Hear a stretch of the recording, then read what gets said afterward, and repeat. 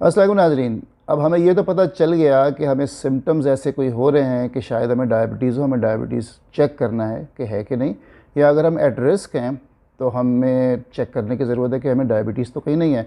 तो हम क्या टेस्ट करें और कैसे डायग्नोस करें कि हमें डायबिटीज़ है कि नहीं। तो डायबिटीज़ डायग्नोस कैसे करते हैं, उसका क्या क्राइटेरिया है? उसके लिए अपने जिस्म में शुगर का लेवल चेक करते हैं।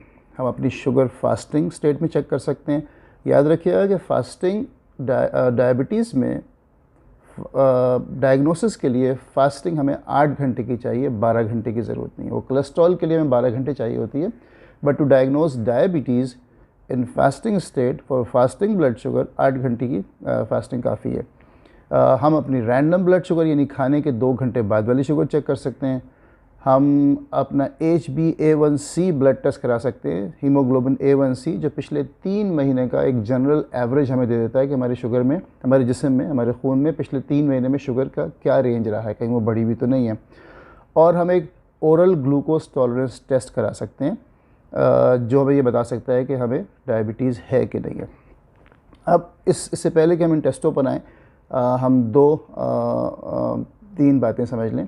एक तो है नॉर्मल शुगर स्टेट, जिसमें हमारे जिस्म में शुगर हर वक्त नॉर्मल रहती है। हमारी फास्टिंग नॉर्मल है, हमारी खाने के बाद वाली नॉर्मल है और सब कुछ नॉर्मल है, A1c भी नॉर्मल है, तो हमें डायबिटीज़ नहीं है। तो एक कंडीशन हुई कि नॉर्मल ब्लड शुगर, हर चीज़ नॉर्मल है, हमें डायबिटीज़ नहीं है।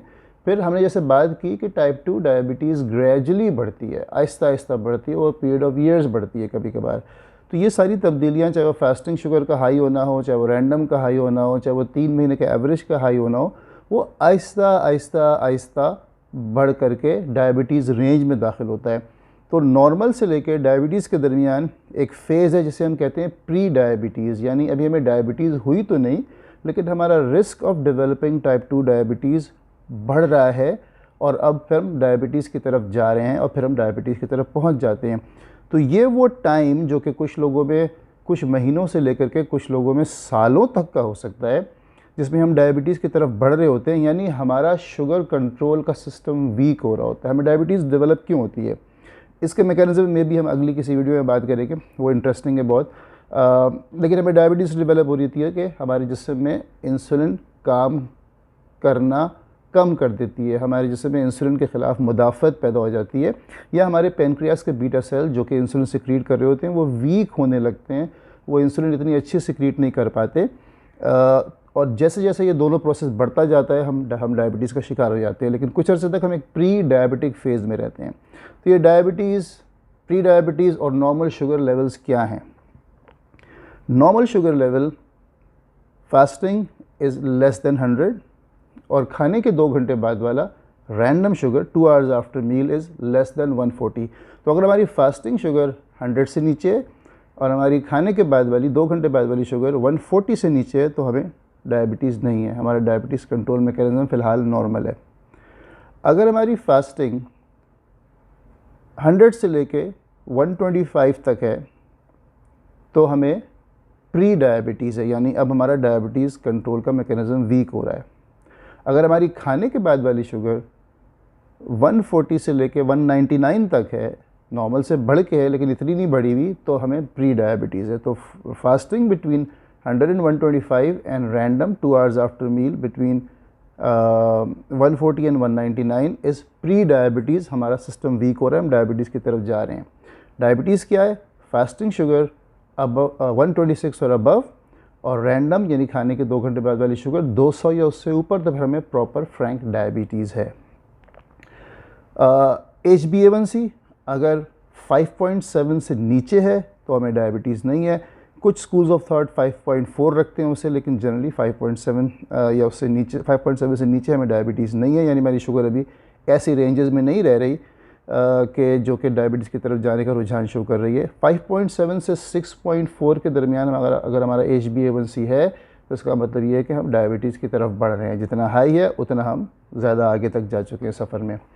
6.5 and above is type 2 diabetes, हम डायग्नोज कर सकते हैं।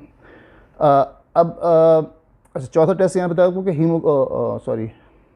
Oral glucose tolerance test. अब ओरल ग्लूकोज टॉलरेंस टेस्ट क्यों डिज़ाइन किया गया है?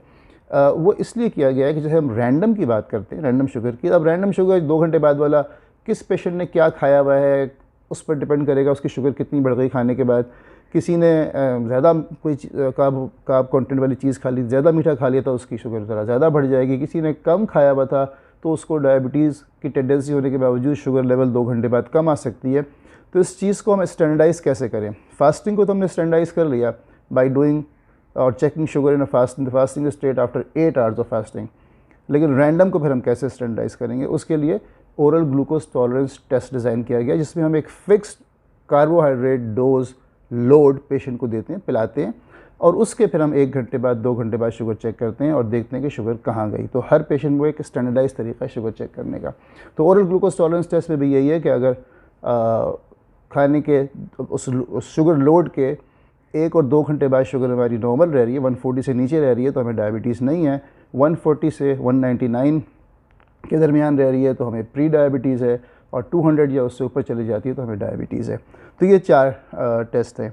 लेकिन समझने की क्या ज़रूरत है कि हम इस पर कौन सा टेस्ट करें कि हमें पता चले कि हमें डायबिटीज़ है कि नहीं है।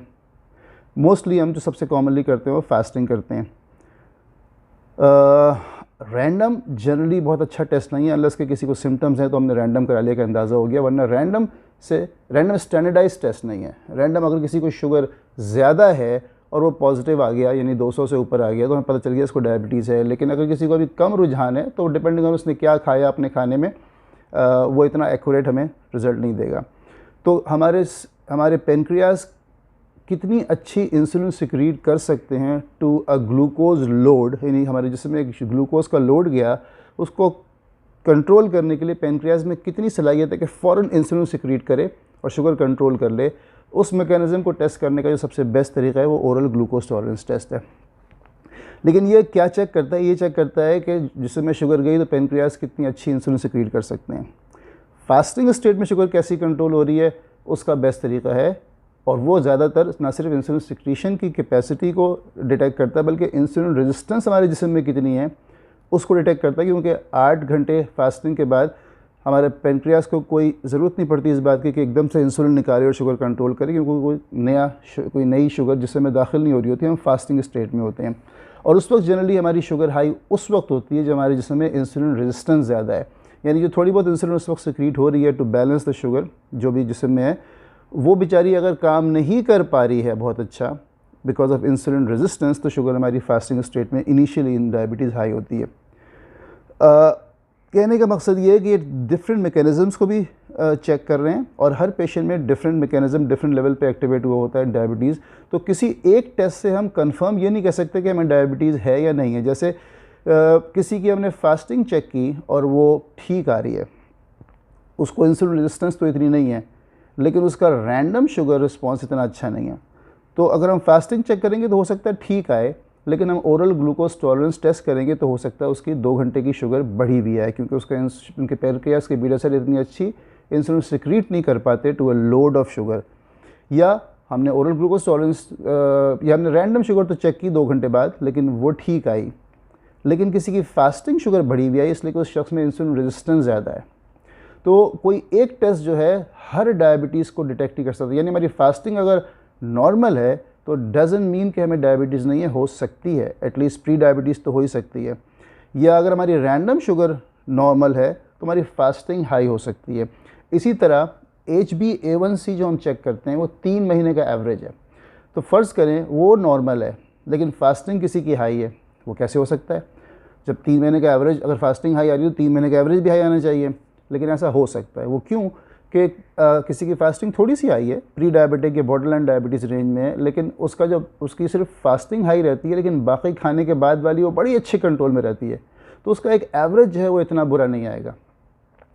इसी तरह किसी का एवरेज तो नॉर्मल हो सकता है, लेकिन उसके फास्टिंग और रैंडम थोड़ी हाई हो सकती है। वो सूरत हाल में कि उसे रिलेटिवली नई अभी डायबिटीज़ ट्रेंड डेवलप हुआ हो, तो उसका 3 महीने का एवरेज अभी इतना हाई नहीं आएगा, क्योंकि उसे 3 महीने लगते हैं, 4 महीने लगते हैं बढ़ने में।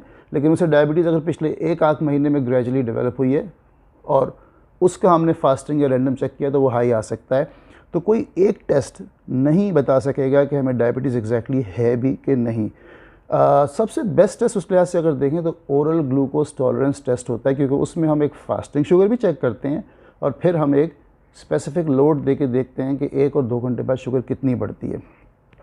तो अगर हमें ये देखना है कि इस वक्त एक पेशेंट की सिचुएशन क्या है, उसके जिस्म में इंसुलिन रेजिस्टेंस कहीं ज़्यादा तो नहीं है, इसकी वजह से शुगर का लेवल उसके जिस्म में फास्टिंग स्टेट में बढ़ रहा है, और उसके पेनक्रियास के बीटा सेल कितना अच्छा परफॉर्म कर रहे हैं, तो हम एक फास्टिंग शुगर करते हैं, फिर एक स्पेसिफिक लोड ग्लूकोज को उसे पिलाते हैं और फिर शुगर चेक करते हैं। तो उसमें हम पेशेंट की फास्टिंग और पोस्ट शुगर चैलेंज टेस्ट भी चेक कर लेते हैं, तो बड़ा अच्छा आइडिया देता है कि इस वक्त शुगर की कंडीशन क्या है, शुगर कंट्रोल की। इसको अगर हम HbA1c के साथ मिक्स कर लें तो फिर हमें और अच्छा रिजल्ट मिलता है। तो कहने का मकसद ये है कि कोई भी एक टेस्ट आपको 100% नहीं बताएगा कि डायबिटीज़ है कि नहीं। हर टेस्ट कुछ 30-35% डायबिटिक पेशेंट को मिस भी कर सकता है। इसमें से कौन सा टेस्ट आपके लिए सबसे बेहतर है, ये आपका डॉक्टर आपको बताएगा और उस आपकी सिचुएशन के हिसाब से तजवीज़ करेगा। उम्मीद है इससे आपको थोड़ा सा आइडिया होगा कि डायबिटीज़ हम डायग्नोज कैसे करते हैं। इजाज़त दीजिए, अल्लाह हाफ़िज़।